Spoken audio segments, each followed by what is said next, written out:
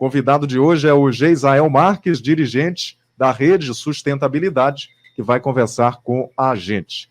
Geisael, inicialmente agradecer a sua disponibilidade de participar aqui do programa.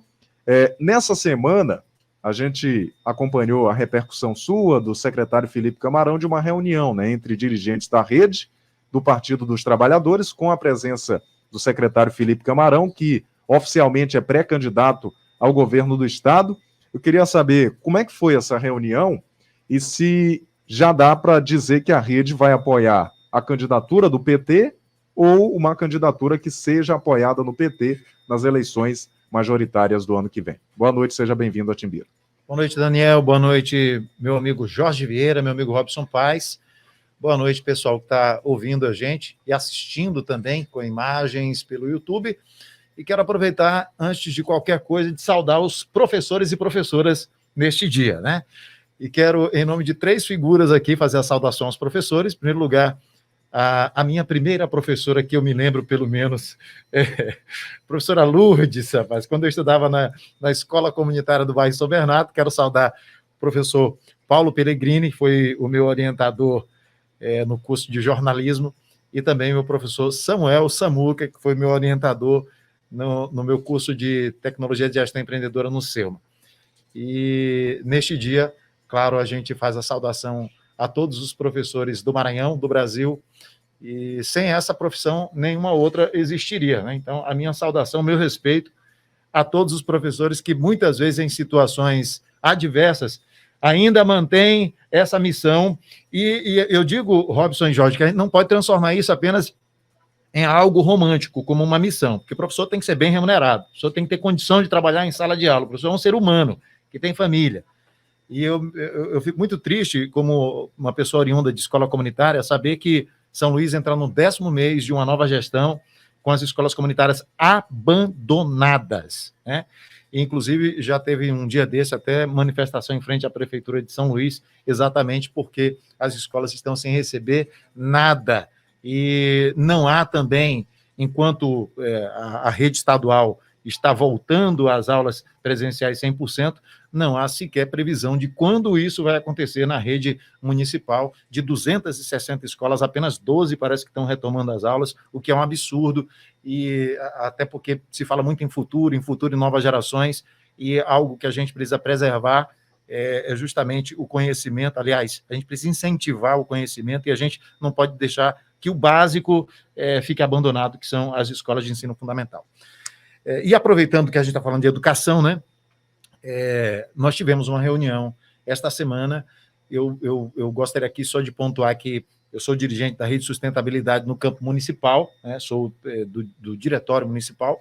Nós temos a nossa presidente, eu digo presidente porque é como as pessoas costumam falar, mas a rede ela se organiza de uma outra forma, né? Nós chamamos porta-voz, e é sempre com equidade. Nós temos 2 porta-vozes, o masculino e o feminino, a Janicelma Fernandes e o Breno no comando estadual do partido, e nós nos reunimos esta semana com o secretário Felipe Camarão, pré-candidato ao governo do Estado.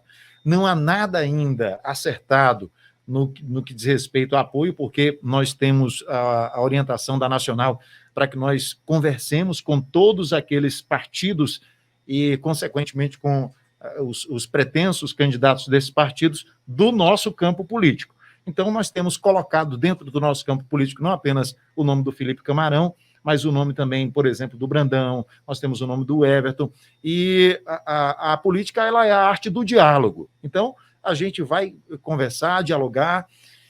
Fico muito feliz de ter conversado com o Felipe, porque tenho uma admiração pessoal pelo Felipe, gostaria muito, aí eu manifesto aqui um desejo pessoal meu, gostaria muito que o partido pudesse fazer uma escolha pelo Felipe, mas não depende do meu gosto, não depende da minha vontade, mas depende de um desejo coletivo ou de avaliações coletivas que isso o partido ainda está fazendo.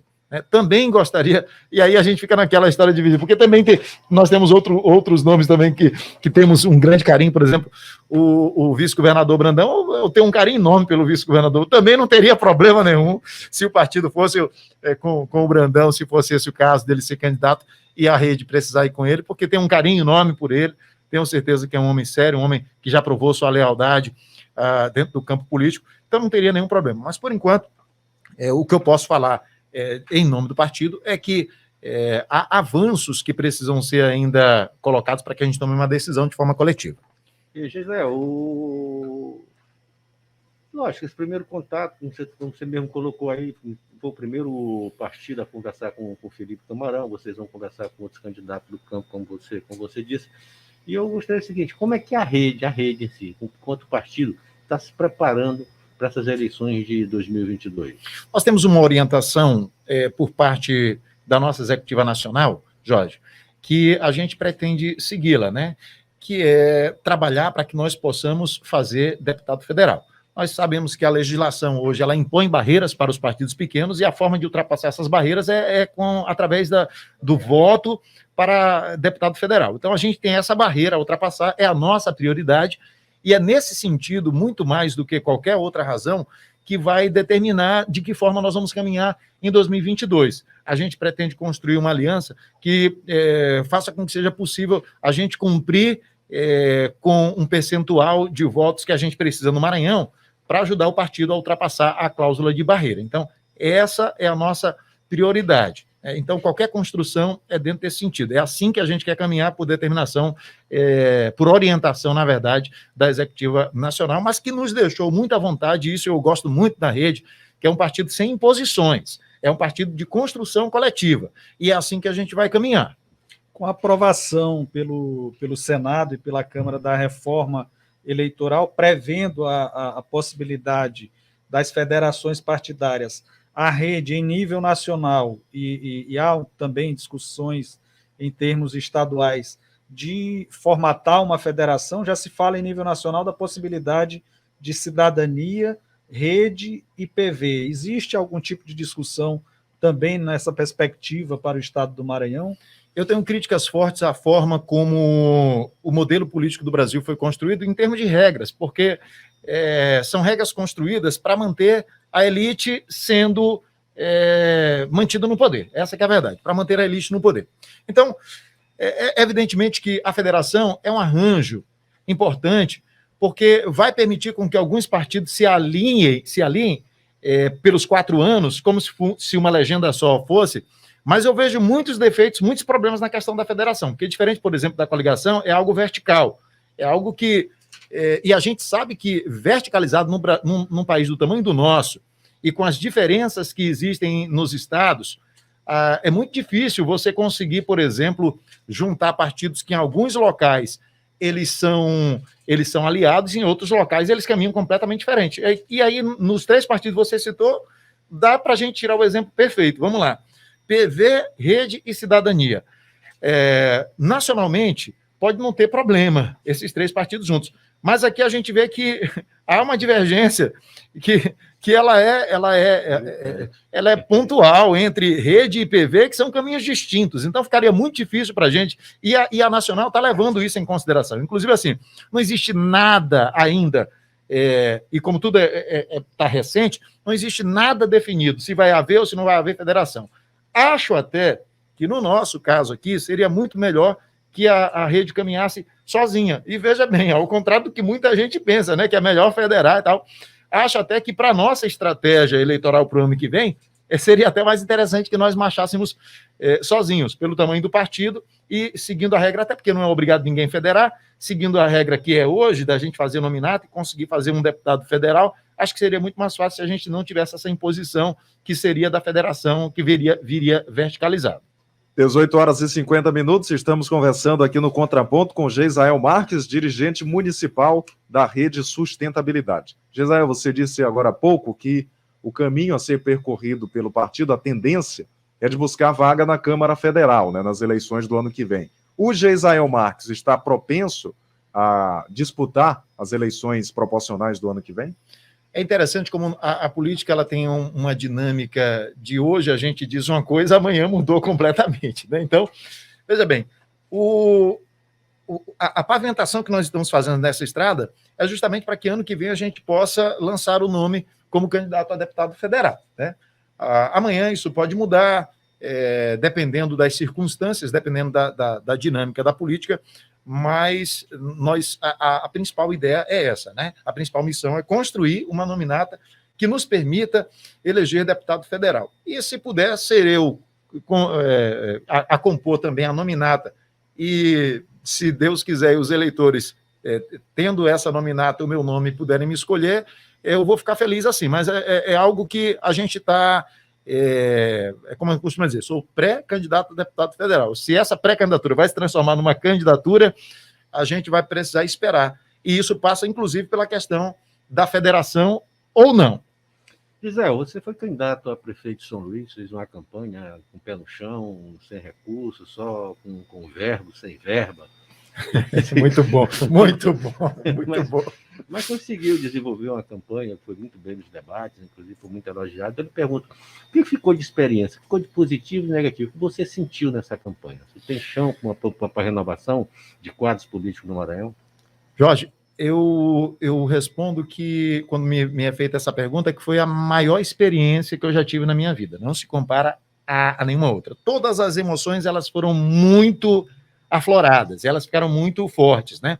Eu sou um cara que eu choro muito à toa, e eu chorava ao receber, por exemplo, na primeira vez que eu recebi o Santinho, Robson, eu passei quase umas 2 semanas trabalhando, apontando apenas para o meu número no peito, na camisa. Não tinha material gráfico, não tinha nada. Justamente essa história de só no verbo e sem verba. E eu me lembro muito bem que eu estava lá em Estiva, quando o nosso porta-voz estadual, atual porta-voz, o Breno, chegou com o material impresso, entregou na minha mão. Eu chorei ao receber o meu primeiro Santinho. Então, foram emoções que eu experimentei e que, digo uma coisa aqui, experiência fantástica, não tiraria nada, permitiu com que hoje eu seja uma pessoa que tem uma visão muito melhor a respeito da política, a respeito da minha cidade, apesar de ser oriundo de periferia, mas o fato de a gente encarar isso com outro olhar, com outro prisma, não como jornalista, mas como candidato, na rua, pedindo voto, isso é transformador. Então, eu defino como a experiência mais fantástica que eu tive na minha vida. E se eu puder continuar a contribuir com a minha sociedade, com a minha comunidade, com a minha cidade, dentro da política, vou fazê-la. E quando eu digo dentro da política, não necessariamente, Robson, concorrendo a um novo cargo, porque a política ela pode ser exercida independente de mandato. Mas eu gostaria muito de, no futuro, poder ter um mandato para poder... que sem mandato a gente faz o que pode, mas a gente sabe o peso do mandato para você conseguir realizar coisas maiores, né? Geisael, ainda resgatando um pouco dessa campanha eleitoral do ano passado, a Prefeitura de São Luís, você citou há pouco aqui na entrevista sobre a questão da educação do município, né? Nós temos aí mais de 80 mil alunos da rede municipal sem aulas. Essa é uma crítica, inclusive, feita por você agora há pouco. Na eleição passada, no segundo turno, você se ausentou do processo. Foi um erro se ausentar do processo eleitoral no segundo turno? Não avalio dessa forma. Acho que foi a posição mais acertada, especialmente, Robson, porque eu acho que uma carência muito grande dentro da política de coerência. Então, veja bem, no momento em que você tem, no primeiro momento, como o pessoal até coloca em meme, né? 11h59. Porque fulano é ladrão, porque fulano é meia-noite. Meu amigo, estou junto com você neste segundo turno. Eu acho que a gente carece um pouco mais de posicionamentos muito mais firmes e seguros, porque isso gera desconfiança no eleitor e isso coloca uma desconfiança maior ainda na forma como a política é feita. Então, por mais que eu tivesse alinhamento a algum dos nomes, algum dos 2 nomes, pelo fato das críticas que eu havia levantado, da forma como ambos construíram a sua candidatura e a sua campanha, eu preferi realmente me manter fiel, me manter coerente a tudo aquilo que eu tinha pregado. Foi somente isso, não me arrependo nem um pouco, acho que a decisão foi correta. E Robson, digo uma coisa para você aqui, chamado à mesa por diversas vezes, não apenas durante a campanha para prefeito, mas mesmo depois disso, chamado à mesa por diversas vezes e para receber propostas das republicanas, as menos republicanas possíveis, eu já recebi. E digo uma coisa a você, trinco os dentes, mas prefiro manter a minha fidelidade àquilo que eu acredito e sempre digo, se eu tiver de me envergonhar de alguma atitude tomada na frente dos meus filhos, é porque eu não devo tomar essa atitude. Então, eu respeito muito o compromisso que eu tenho com Deus, respeito muito o compromisso que eu tenho com a minha família. Então, as decisões que eu tomo, eu posso até me arrepender depois de algo que eu fiz, mas eu não quero me arrepender de algo que eu deixei de fazer. Então, eu não considero que eu tenha deixado de apoiar alguém, eu considero que eu tenha mantido a minha coerência no segundo turno das eleições em São Luís. 18h56, Geisel, eu vou resgatar um pouquinho da pergunta anterior do Jorge Vieira, porque você se colocou à disposição como um nome novo, né, na disputa para a Prefeitura de São Luís. Pelo que você sentiu na campanha, você acredita que há perspectiva de renovação já nas eleições do próximo ano aqui na política do Estado do Maranhão?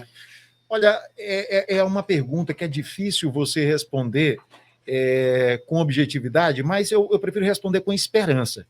Assim, não é questão de acreditar, mas de esperar que isso aconteça. Então, ou até de esperançar, como o pessoal costuma dizer, que diz que esperar é você sentar e ficar somente esperando. Esperançar é de ter esperança. Então, eu nesse sentido, sim, eu acredito muito que possa haver renovação, porque, olha, vamos lá, eu vou resgatar um assunto. Não precisa resgatar porque é atual, bem atual, é hoje, vamos lá. Se discutindo questão de aumento ou não aumento da tarifa do transporte público em São Luís. Veja bem, nós estamos acostumados, dentro da política, dentro de cada eleição, a colocar nossas vidas nas mãos de pessoas que não entendem o que são nossas vidas.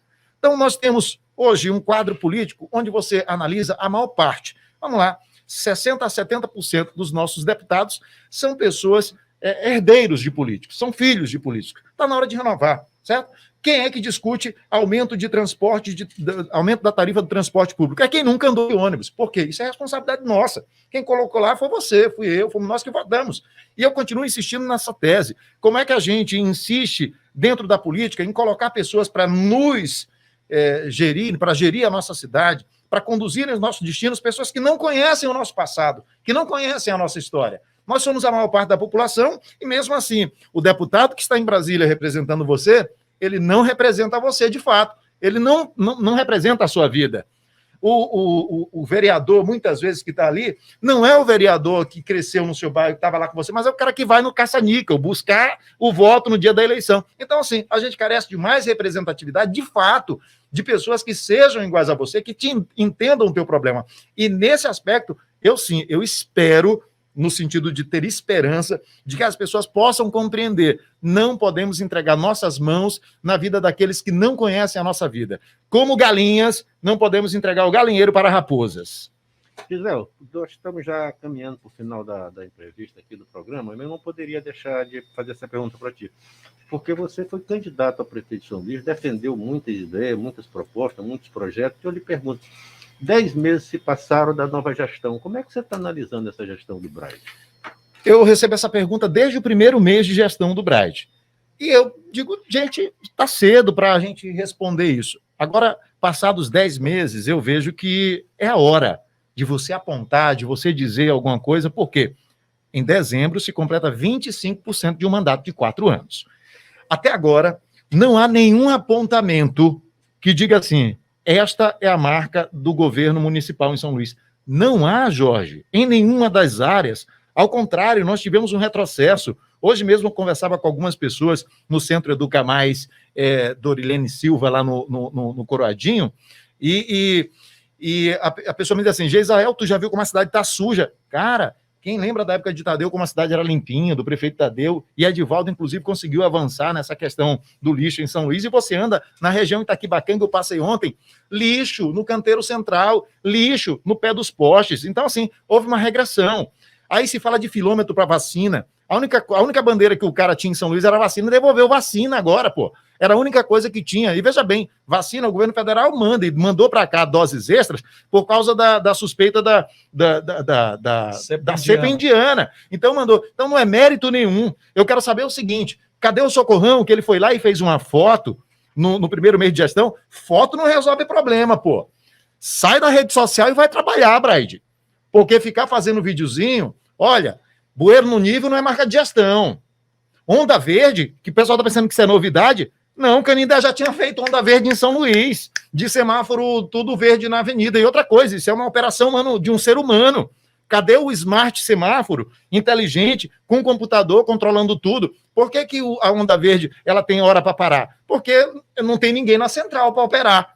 Então, assim, tem que parar com... Gente, eu estava olhando agora aqui, a Rádio Timbira fica perto da prefeitura, aqui do prédio da prefeitura. A frente da prefeitura está pintada a lateral, não. É o famoso governo de fachada. Pintou a fachada da prefeitura, pô. Então é o seguinte, vamos parar de fazer miguelagem, vamos governar. Um ano já era para ter uma marca. Qual é a marca do governo municipal na educação? Escolas fechadas? Qual é a marca do governo municipal na saúde? Qual é a marca do governo municipal na infraestrutura? Bueiro no nível? Qual é a marca do governo municipal na limpeza? Qual é a marca e qual o apontamento? Eu não digo nem assim, qual foi a grande obra que fez? Não, mas qual é o apontamento? Já era hora de alguém saber dizer assim, nisso aqui, ao final de 4 anos, vai estar bacana. E me ocorreu que, se for mais um prefeito que vai deixar os 3 anos sem fazer nada, para no último ano fazer alguma coisa, para parecer que trabalhou, aí é outra história, porque até agora não disse a que veio. É isso, 19h01 aqui em São Luís do Maranhão. Geisael Marques, dirigente municipal da Rede Sustentabilidade. A gente agradece a sua disponibilidade, fica o convite para outras oportunidades. Muito obrigado mesmo pela gentileza de nos conceder a entrevista e boa noite. Boa noite, obrigado, muito feliz com o convite, muito feliz em rever aqui amigos, colegas de profissão e poder falar no microfone da super poderosa Rádio Timbira. Valeu, obrigado pessoal de casa, um grande abraço.